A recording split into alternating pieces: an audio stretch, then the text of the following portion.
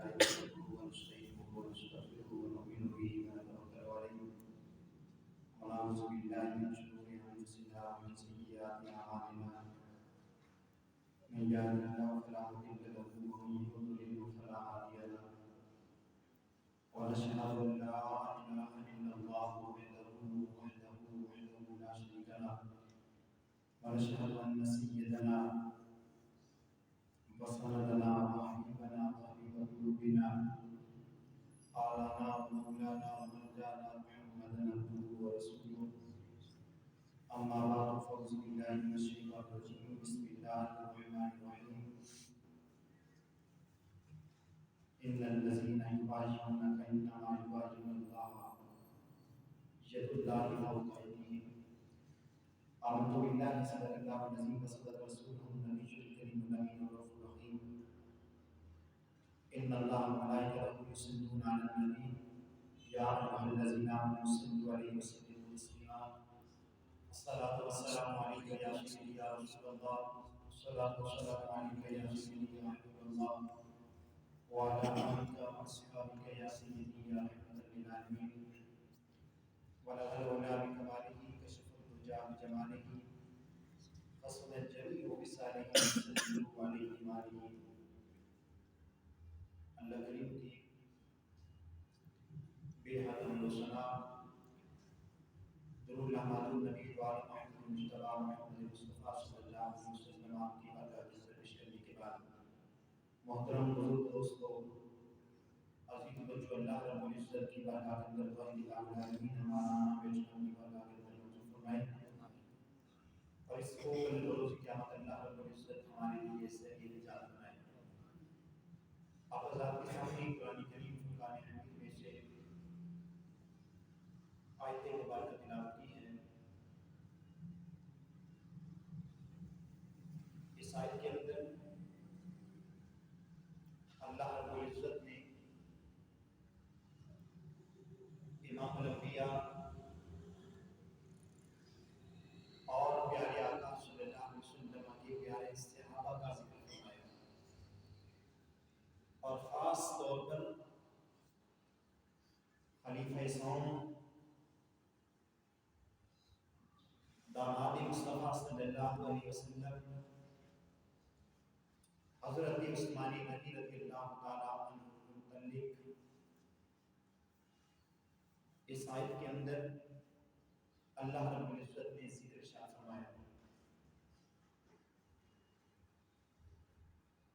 آج کے اس مختصر سے ٹائم کے اندر خلیفہ سوم حضرت عثمان غنی رضی اللہ تعالیٰ عنہ کے حالات و واقعات پر مختصراً گفتگو ہوگی، اس لیے کہ آج 19 ذی الحجہ ہے، 18 ذی الحجہ کو حضرت عثمان غنی رضی اللہ تعالیٰ عنہ کی شہادت کا دن ہے۔ کون عثمان غنی رضی اللہ تعالیٰ عنہ؟ کہ پیارے عثمان عام الفیل کے 6 سال مکہ مکرمہ کی سرزمین میں پیدا ہوئے، 5ویں پشت میں آپ کا نسب امام الانبیاء صلی اللہ علیہ وسلم سے جا ملتا ہے۔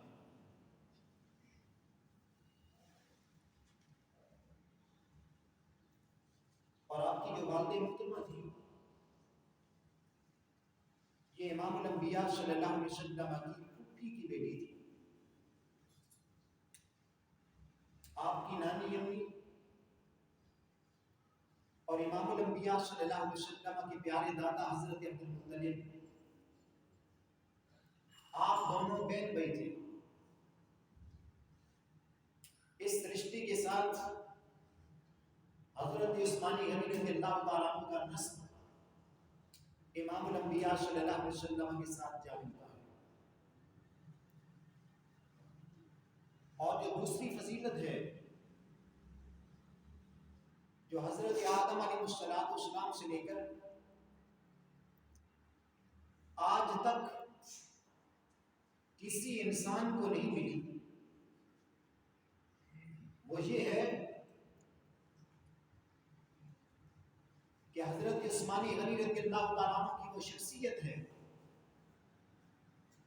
کہ جس کے نکاح میں یکے بعد دیگرے ایک رسول کی 2 بیٹیاں آئیں.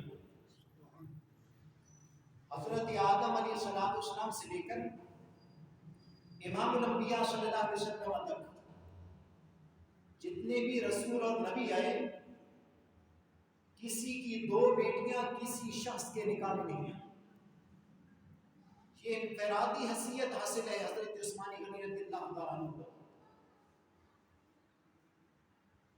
کہ امام الانبیاء صلی اللہ علیہ وسلم کی 2 بیٹیاں حضرت سیدہ رقیہ اور حضرت سیدہ ام کلثوم یہ آپ کے نکاح میں ہیں.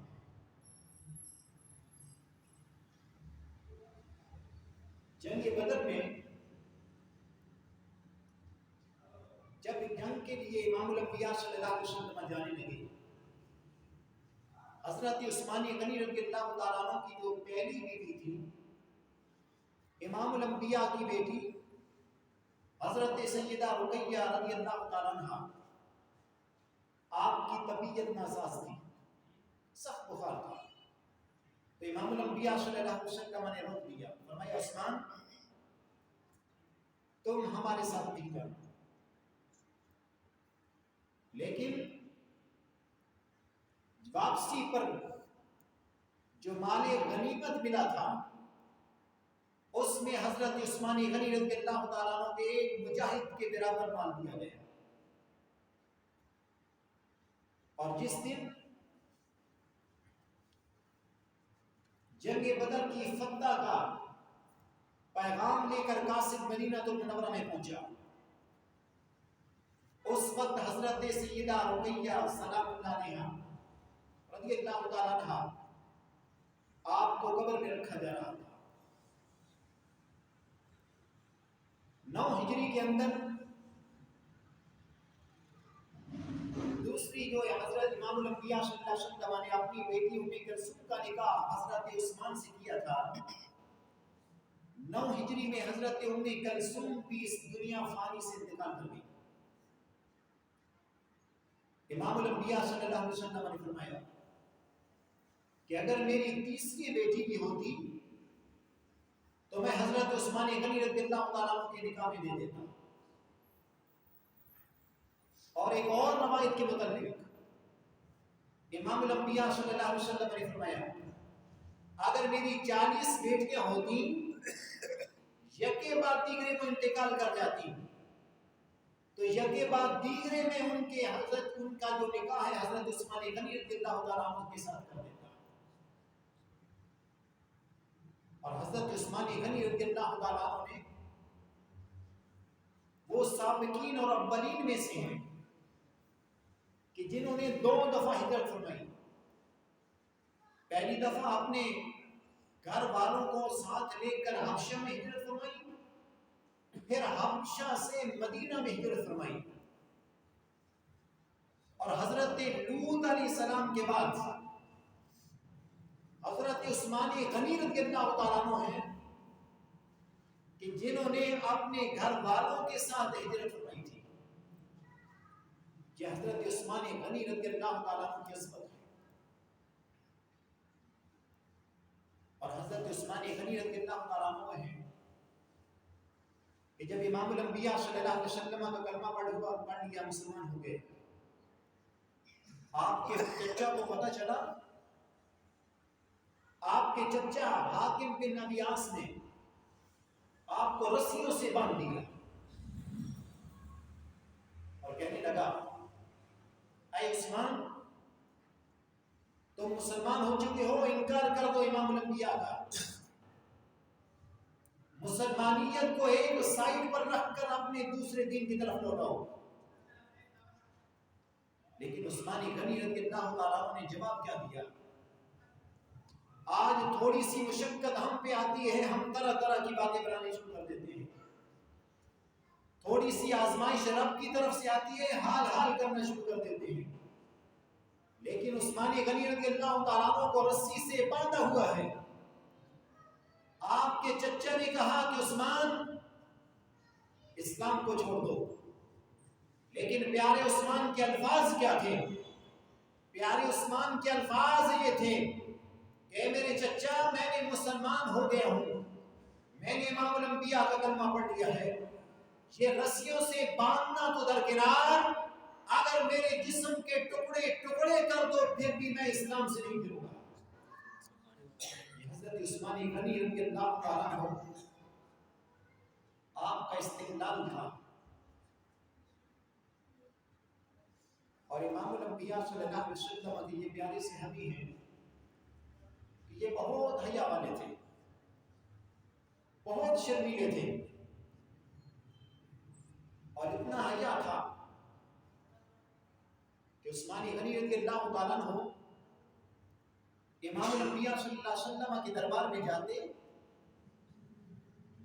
تو آنکھیں نیچی ہوتی.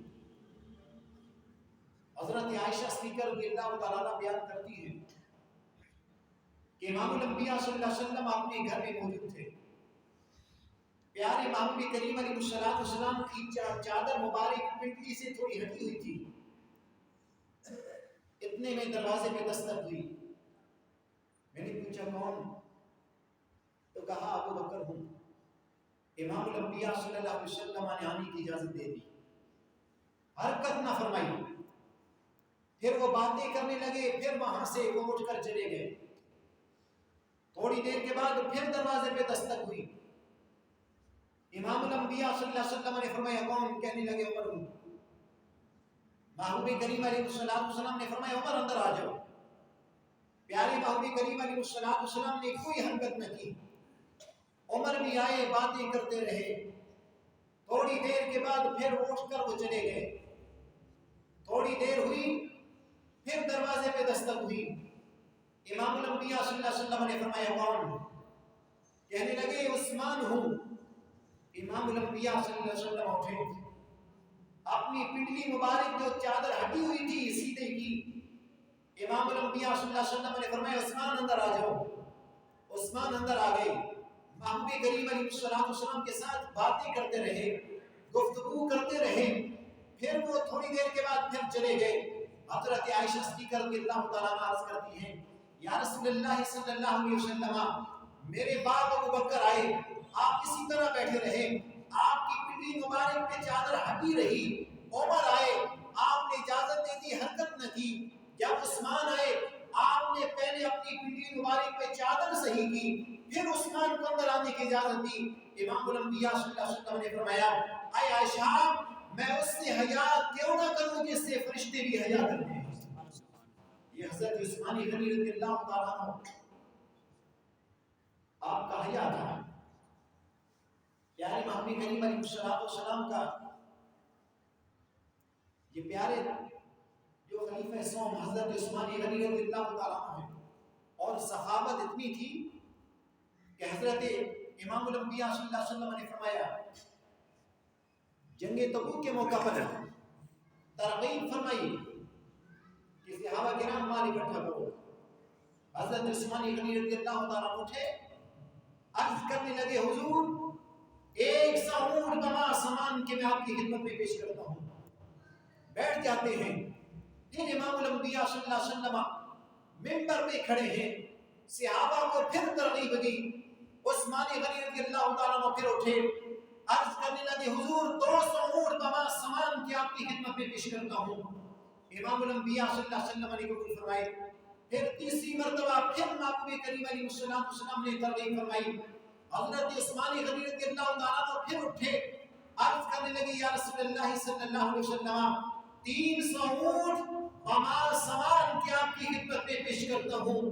امام الانبیاء صلی اللہ علیہ وسلم کے صحابہ فرماتے ہیں کہ جب پیارے عثمان نے یہ کہا، ہر امام الانبیاء صلی اللہ علیہ وسلم اپنے منبر سے نیچے اتر کر آ رہے تھے اور آپ فرما رہے تھے عثمان تجھ پر کوئی گناہ نہیں ہے، تجھ پر کوئی گناہ نہیں ہے.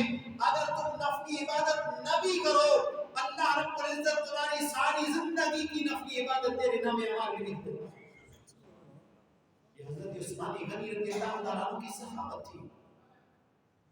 اور آؤ چلتے ہیں حضرت ابوبکر صدیق رضی اللہ تعالیٰ عنہ کے دور میں. پیارے صدیق کے دور میں کہاں ساری ہو گئی. صحابہ اٹھ کر حضرت ابوبکر صدیق رضی اللہ تعالیٰ عنہ سے عرض کرنے لگے، اے پیارے خلیفہ اول، کعبہ سالی ہو چکی ہے، تو یہ اللہ رب العزت کی بارگاہ میں دعا کرو۔ آپ نے فرمایا کہ میں اللہ رب العزت کی بارگاہ میں دعا کرتا ہوں، شام تک انشاءاللہ وہ انتظام ہو جائے گا۔ حضرت عثمان غنی رضی اللہ تعالیٰ عنہ کے اونٹ شام سے مدینہ میں آئے، اور مدینہ کے جتنے تاجر تھے یہ مال لینے کے لیے، خریدنے کے لیے وہاں پہ پہنچے۔ حضرت عثمان غنی رضی اللہ تعالیٰ عنہ نے فرمایا بتاؤ کتنا نفع دو گے؟ وہ تاجر کہنے لگے 2 گنا نفع لے لو، یہ مال ہمیں دے دو۔ آپ نے فرمایا نہیں۔ کہنے لگے 3 گنا لے لو، آپ نے فرمایا نہیں۔ کہنے لگے 4 گنا لے لو، آپ نے فرمایا نہیں مجھے اس سے زیادہ ملتا ہے۔ کہنے لگے پھر 5 گنا لے لو۔ حضرت عثمان غنی رضی اللہ تعالیٰ عنہ فرمانے لگے مجھے اس سے زیادہ ملتا ہے۔ وہ مدینہ کے تاجر کہنے لگے عثمان یہ کون سی بات کرتے ہیں؟ مدینہ کے تاجر ہم ہیں سب سے بڑے، ہم 5 گنا نفع دیتے ہیں، کون ہے جو تمہیں اس سے زیادہ نفع دے گا؟ حضرت عثمان غنی رضی اللہ تعالیٰ عنہ فرمانے لگے ہاں مجھے 10 گنا ملتا ہے۔ کہنے لگے کون ہے جو 10 گنا دے گا؟ سب سے زیادہ بڑے تاجر تو ہم ہیں۔ عثمان غنی رضی اللہ تعالیٰ عنہ نے فرمایا ہاں میرا رب ہے جو 1 کے بدلے مجھے 10 عنایت کرے گا۔ عثمان غنی رضی اللہ تعالیٰ عنہ نے فرمایا لوگوں یہ میرا سارا مال غرباء میں تقسیم کر دو، مسکینوں میں تقسیم کر دو، مدینہ کے لوگوں میں تقسیم کر دو، اللہ رب العزت مجھے 1 کے بدلے 10 گنا دیتا ہے۔ عثمان غنی رضی اللہ تعالیٰ عنہ نے وہ 1000 اونٹ جو شام سے مدینہ میں آئے تھے، یہاں منافع بھی لے سکتے تھے، 2 گنا منافع لے سکتے تھے، 3 گنا لے سکتے تھے، 4 گنا لے سکتے تھے، 5 گنا تک انہوں نے کہا تھا لے سکتے تھے۔ 1000 اونٹ حضرت عثمان غنی رضی اللہ تعالیٰ عنہ نے اس قحط سالی کے دور میں حضرت ابوبکر صدیق رضی اللہ تعالیٰ عنہ کے دور میں مدینہ میں کے لوگوں میں تقسیم کر دی۔ یہ سخاوت ہے حضرت عثمان غنی رضی اللہ تعالیٰ عنہ کی۔ اور شرمیرے اتنے تھے، حیا اتنا تھا، جب آپ کو خلافت ملی منبر پر جلوہ گر ہوئے تو صرف اتنا کہا الحمدللہ سبحان اللہ، اور منبر سے نیچے اتر آئے، لوگوں سے زیادہ خطاب نہ کر سکے، کہنے لگے کہ بعد میں آپ سے بات کروں گا۔ وہ حضرت عثمان غنی رضی اللہ تعالیٰ عنہ نے اپنے خلافت کے اندر 24 ہجری کے اندر ملک رائے کو فتح کیا، 26 ہجری کے اندر مکہ المکرمہ میں مسجد حرم کے ساتھ جو مکانات تھے ان کو خرید کر مسجد حرام کی توسیع کی۔ 29 ہجری کے اندر امام الانبیاء صلی اللہ علیہ وسلم کی پیاری مسجد نبوی کی توسیع کی، اور وہاں پہ خوبصورت پتھروں کی دیواروں سے اور خوبصورت پتھروں کے پلر لگا کر مسجد نبوی کی توسیع کی تھی، جس کی لمبائی 160 گز کر دی تھی اور چوڑائی 150 گز حضرت عثمان غنی رضی اللہ تعالیٰ عنہ کی تھی۔ 30 سے 35 ہجری تک حضرت عثمان غنی رضی اللہ تعالیٰ عنہ نے خراسان، نشاپور، طوس، سرخس وغیرہ کے جو شہر کے ممالک تھے ان کو آپ نے فتح کیا تھا۔ یہ وہ عثمان غنی رضی اللہ تعالیٰ عنہ ہے کہ امام الانبیاء صلی اللہ علیہ وسلم ایک جنازہ پڑھانے کے لیے گئے، پیارے محبوب کریم علیہ السلام وہاں پہنچے، بغیر جنازہ پڑھائے پیارے محبوب کریم علیہ السلام لوٹے۔ لوگوں نے سوال کیا، صحابہ نے پوچھا یا رسول اللہ صلی اللہ علیہ وسلم آج تک ہم نے یہ نہیں دیکھا کہ آپ کسی کا جنازہ پڑھانے کے لیے گئے ہوں لیکن وہاں بغیر نماز جنازہ پڑھائے واپس پلٹ آئے ہوں، فلم یصلی علیہ، آپ نے اس پر نماز جنازہ نہیں پڑھی، تو امام الانبیاء صلی اللہ علیہ وسلم نے فرمایا انہو کان یبغض عثمان، میں نے دیکھا کہ بے شک اس کے دل میں عثمان غنی رضی اللہ تعالیٰ عنہ کا بغض تھا، جس کے دل کے اندر عثمان غنی رضی اللہ تعالیٰ عنہ کا بغض ہو اس کا محبوب جنازہ نہیں پڑھائے گا، اس لیے کہ یہ امام الانبیاء صلی اللہ علیہ وسلم کے پیارے صحابی تھے، صرف صحابی نہ تھے بلکہ جب امام الانبیاء صلی اللہ علیہ وسلم کو مال کی ضرورت پڑی، پیارے عثمان نے نہ دیکھا، ہزارہا اونٹ، سینکڑوں مال امام الانبیاء صلی اللہ علیہ وسلم کی بارگاہ میں نچھاور کر دیا۔ یہ عثمان غنی رضی اللہ تعالیٰ عنہ ہے۔ ایک ایک صحابی کی حالات زندگی کو اٹھا کر دیکھو، وہ اپنی جان سے بڑھ کر، اپنے مال سے بڑھ کر، اپنے والدین سے بڑھ کر، اپنی اولاد سے پڑھ کر امام الانبیاء صلی اللہ علیہ وسلم سے محبت اور پیار کیا کرتا تھا۔ اور یہ بھی ہوا 35 ہجری کے اندر مصر کا ایک گورنر تھا، اس نے وہاں پر جو لوگ تھے ان کے ساتھ اچھا برتاؤ نہ کیا، جس کی وجہ سے 700 بندے وہاں سے چل کر حضرت عثمان غنی رضی اللہ تعالیٰ عنہ کے پاس مدینہ میں پہنچے اور کہا کہ مصر کا جو آپ کا گورنر ہے وہ ہمارے ساتھ اچھا برتاؤ نہیں کرتا۔ آپ نے فرمایا کہ ان میں سے جو ہے آپ پہچان چن لیں اور ساتھ میں لے جائیں۔ تو وہاں پہ محمد بن ابی بکر آپ کو چنا گیا اور وہ 700 کا جو قافلہ تھا محمد بن ابی بکر کو ساتھ لے کر نیاخت جو گورنر تھا وہ لے کر جا رہے تھے۔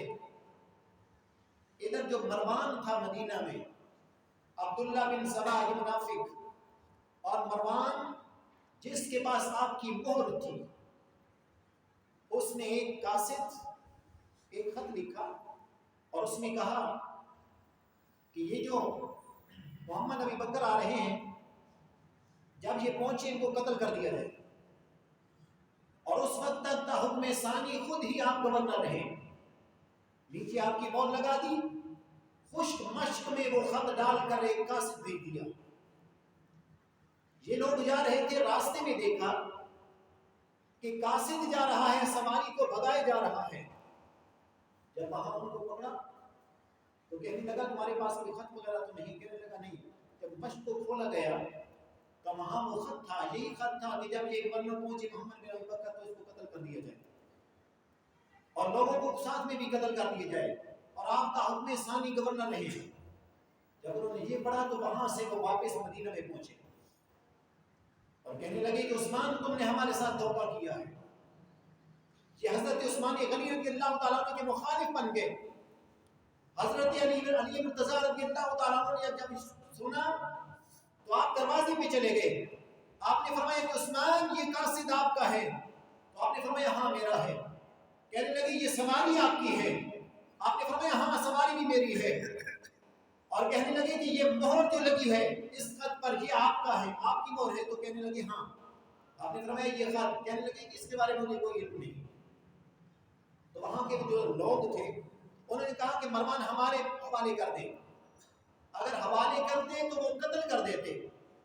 اور بنو امیہ جو قبیلہ تھا اس کے بہت زیادہ گورنر تھے، ایک بہت بڑی مسلمانوں میں جنگ چھڑ جاتی، حضرت عثمان غنی رضی اللہ تعالیٰ عنہ کو نہ دیا۔ اور المختصر کہ ان کا جو گھر تھا محاصرہ کر لیا گیا، 7 دن گزر چکے تھے، حضرت عثمان غنی رضی اللہ تعالیٰ عنہ کے گھر تک پانی نہ پہنچنے دیا۔ اور آپ نے کھڑکی سے باہر ایک شخص کو کہا کہ جب حضرت علی مرتضیٰ سے کہہ دے کہ عثمان کو پانی پہنچا دے۔ حضرت عثمان غنی رضی اللہ تعالیٰ عنہ کے لیے حضرت علی مرتضیٰ رضی اللہ تعالیٰ عنہ مشک پانی کے لے کر آئے، میٹھے پانی کی، لیکن جب اندر گئی خود بھی وہ لوگ تھے وہ بھی زخمی ہو گئے۔ اور اس میں ام المومنین حضرت ام حبیبہ رضی اللہ تعالیٰ عنہ یہ اپنی مشق لے کر خچر پر لاد کر آ رہی تھی اور ان ظالموں نے ان کو بھی نہ چھوڑا. وہ اس خچر سے نیچے گر پڑی, پانی وہاں تک نہ پہنچا. اور حضرت علی مرتضیٰ رضی اللہ تعالیٰ عنہ نے جب حالات کو دیکھا تو فرمایا اے میرے حسن اور حسین ننگی تلواریں لے کر چلے جاؤ. حضرت عثمان غنی رضی اللہ تعالیٰ عنہ کی جو گیٹ تھا مین اس کے سامنے کھڑے ہو جاؤ. کھڑے ہو گئے. لیکن وہ وقت تھا کہ انہوں نے دیکھا کہ سامنے تو حضرت حسین بھی کھڑے ہیں, حضرت حسن بھی کھڑے ہیں ننگی تلواریں لے کر. تو یہ پچھلی چھت سے دوسرے گھر سے وہاں پہ داخل ہوئے اور محمد بن ابی بکر تھا, اس کے ساتھ 2 مصری تھے اور انہوں نے آپ کی داڑھی کو پکڑا. تو آپ نے فرمایا کہ اگر تیرا باپ زندہ ہوتا دیکھ لے گا تو تمہارا کیا حشر کرتا. جب یہ سنا تو چھوڑ دیا. وہ جو 2 مصری تھے وہ حضرت عثمان غنی رضی اللہ تعالیٰ عنہ کو شہید کرنے کے لیے آئے. آپ کی جو رفیق حیات تھی حضرت نائلہ وہ سامنے آئی تو ان کی ہاتھ کی انگلیاں کٹ گئیں. حضرت عثمان غنی رضی اللہ تعالیٰ عنہ پر حملہ ہوا. آپ کا وہ ہاتھ جس ہاتھ سے آپ وحی لکھتے تھے, جس ہاتھ سے آپ رب کا قرآن لکھتے تھے وہ کٹ گیا. آپ نے کہا انا للہ و انا الیہ راجعون. یہ وہ ہاتھ تھا جو وحی مصطفیٰ لکھا کرتا تھا المختصر, کہ آپ قرآن کی تلاوت کرتے تھے. آپ کو شروع سے ہی قرآن سے بڑی محبت تھی, ہر وقت قرآن پڑھا کرتے تھے. آپ پہلے سپارے کی آخر میں آیت پڑھ رہے تھے فَسَيَكْفِيكَهُمُ اللَّهُ وَهُوَ السَّمِيعُ الْعَلِيمُ. آپ کے خون کا جو پہلا قطرہ گرا وہ اس آیت پہ گرا تھا فَسَيَكْفِيكَهُمُ اللَّهُ وَهُوَ السَّمِيعُ الْعَلِيمُ. اور حضرت عثمان غنی رضی اللہ تعالیٰ عنہ کو شہید کر دیا. یہ 35 ہجری 18 ذی الحجہ جو کل کا دن گزرا ہے, حضرت عثمان غنی رضی اللہ تعالیٰ عنہ کو شہید کر دیا گیا. اور امام الانبیاء صلی اللہ علیہ وسلم نے فرمایا تھا کہ عثمان غنی رضی اللہ تعالیٰ عنہ کی جہاں پہ قبر بنے گی وہاں سے لے کر میرا جو میری تربت ہے, میرا روز انور ہے, یہاں تک جتنا زمین کا فاصلہ ہوگا یہ جنت البقیع کا فاصلہ ہوگا. پیارے حضرت عثمان غنی رضی اللہ تعالیٰ عنہ کو جنت البقیع میں مدفن کر دیا گیا. بعد میں جب حضرت علی مرتضیٰ رضی اللہ تعالیٰ عنہ نے اس روایت کو سنا, آپ نے کہا تھا کاش یہ روایت مجھے پہلے پتہ چل جاتی, میں پیارے عثمان کی قبر شام میں بناتا. شام سے لے کر امام الانبیاء کے روزے تک یہ ساری جگہ جنت البقیع بن جاتی. یہ عثمان غنی رضی اللہ تعالیٰ عنہ نے ضرورت اس بات کی ہے ہم صحابہ سے محبت کرنے, صحابہ کی زندگی کو اپنانے. اللہ رب العزت ہمیں ان پہ عمل کرنے کی توفیق عطا فرمائے.